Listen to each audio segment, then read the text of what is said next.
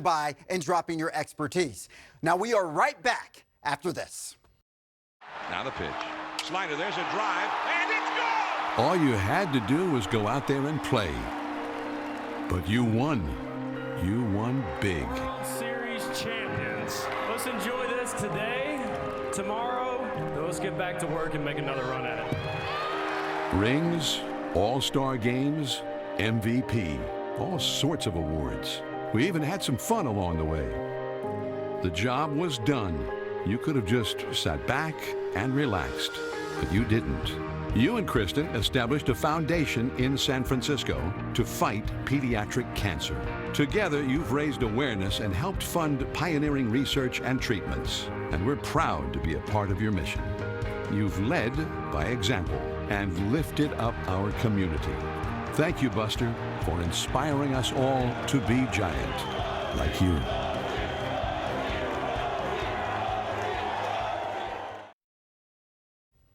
We'll have more on Buster Posey in a second. But first, we're going to go to the NBA playoffs. Now, not sure how your Saturday night was, but I can almost guarantee you that the Warriors had a better evening. The Dubs put together one of the best playoff performances we've ever seen.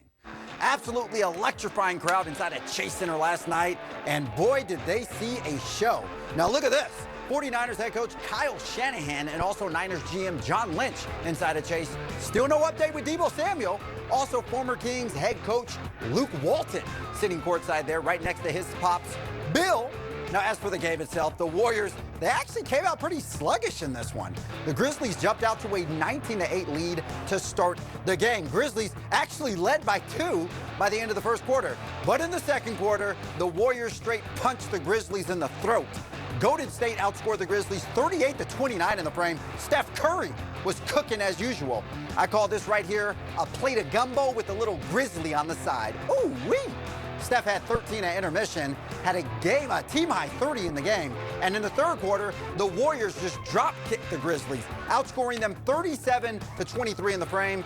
And at this point, they were just clowning, y'all. This game was over before the fourth even started. Golden State shot 63% from the floor in this one, over 50% from downtown. Now, Ja Morant led the Grizzlies with 34 points, but the superstar re-injured his knee late in the game when Jordan Poole grabbed it while they were fighting for a loose ball.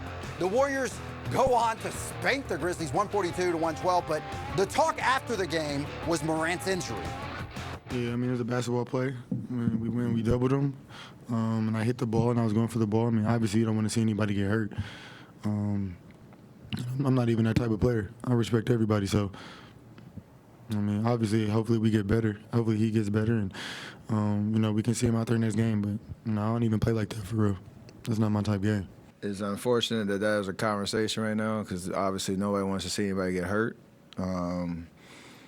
But there's nothing malicious about what Jordan did. There's no comparison to what Dylan did or Draymond, like nothing in that vein. So it's not a joking matter that Ja's hurt, but all the rest of it is just total BS in terms of the conversation right now. So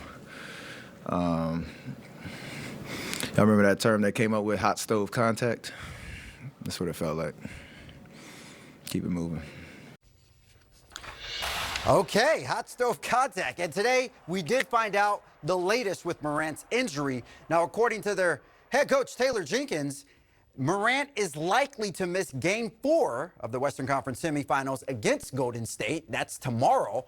Now, Morant injured his knee, as you see right here, in that loss on Saturday night during that controversial play with Jordan Poole. Now, Poole appears to grab and pull Morant's knee in the game, but as we just heard, he was saying that that was a basketball play and he did not intend to hurt the 22-year-old All-Star. Now, Coach Jenkins also said that Morant will continue to be evaluated. His status for Game 4 still unknown at this time. So the Warriors will take on the Grizzlies tomorrow night at Chase Center. In the meantime, let's look at some of the other playoff action from today. Things getting interesting in the Western Conference. What many thought would be a smooth ride for the Phoenix Suns has turned bumpy thanks to Luka Doncic and the Dallas Mavericks. In front of a rowdy Mavs crowd, Luka did his thing. 26 points, 11 assists, 7 rebounds. But it wasn't all him. Dorian Finney-Smith dropped 24 points, grabbed 8 boards. Jalen Brunson added 18 points. Davis Perkins, 12. Spencer Dinwiddie, 10. I mean, it was a team showcase in Texas. But for the men in orange, it was the Devin Booker show, 35 points to lead all scorers. It was a rough night for Chris Paul, who never got anything going, mainly because of foul trouble. CP3 would foul out of the game with just 5 points in 23 minutes. That's simply too big of an absence for the Suns to overcome. Dallas shuts the door emphatically in Phoenix's face, all while opening another to a whole new series. Tied at 2 games apiece, Mavs win 111-101, sending the Suns limping back home for Game 5 on Tuesday. On to another series that started with the team going up 2-0, this time in the Eastern Conference. The Philadelphia 76ers, led by the masked man, Joel Embiid, looking to even the series with the Miami Heat. His 24-point, 11-rebound double-double set the tone for an impressive night in Philly. Now, speaking of impressive, how about 40 points for Jimmy Butler, putting the whole city of Miami on his back?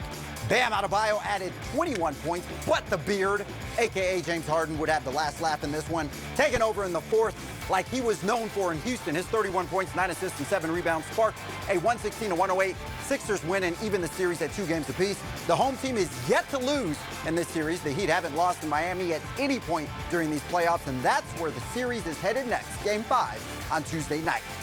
Now, when we come back right here on Toyota Sports Extra on ABC10, the Giants honor the best catcher to ever wear the orange and black. We'll show you Buster's big day after the break. Plus, we're introducing you to one of the A's top prospects. Yes, you'll hear from him right after the break.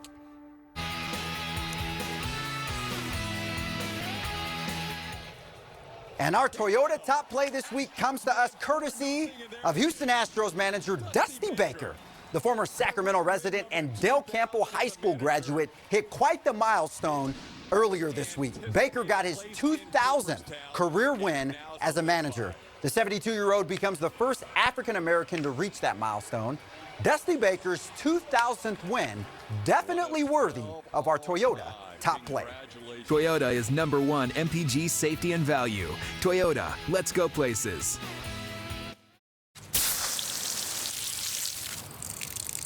A garden hose is like roadside assistance. Quality matters. So join AAA, America's most recommended roadside service, for $5 a month. This is supersonic Wi-Fi from Xfinity. It's fast. Like, ready for major gig speeds fast. Like riding a cheetah fast. Isn't that right, girl? Oh! It can connect hundreds of devices at once. That's powerful. Couldn't have said it better myself. And with 3 times the bandwidth, the game never has to end. Slaying is our business. And business is good. Unbeatable internet from Xfinity. Made to do anything so you can do anything.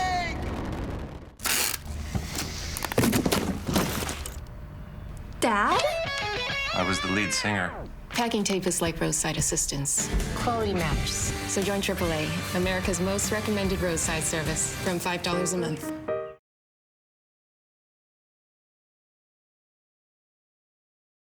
All right, let's talk some baseball now. Yesterday was a big day for Giants fans, and not just because the G-men beat down the Cardinals, but because they honored one of the greatest players to ever wear the orange and black.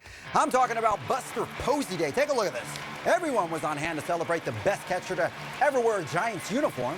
Now, Posey retired from the sport this past offseason.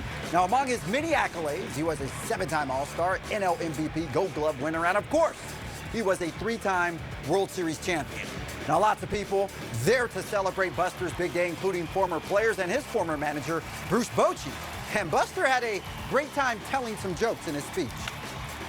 I heard some people joking about my speed, and I could run when I needed to, okay?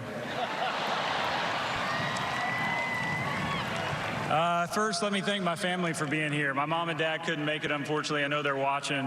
We love y'all, and thank you for all your support growing up, taking us to practices, and being there with us with the highs and lows. Kristen, Livieta, Addie, Lee, I love you all so much. Teammates in the dugouts I just had, teammates here, teammates that aren't here, man. That's what made my job so special, was just meeting different people each and every year, and also having relationships with people. All right, now as for the game today, San Francisco looking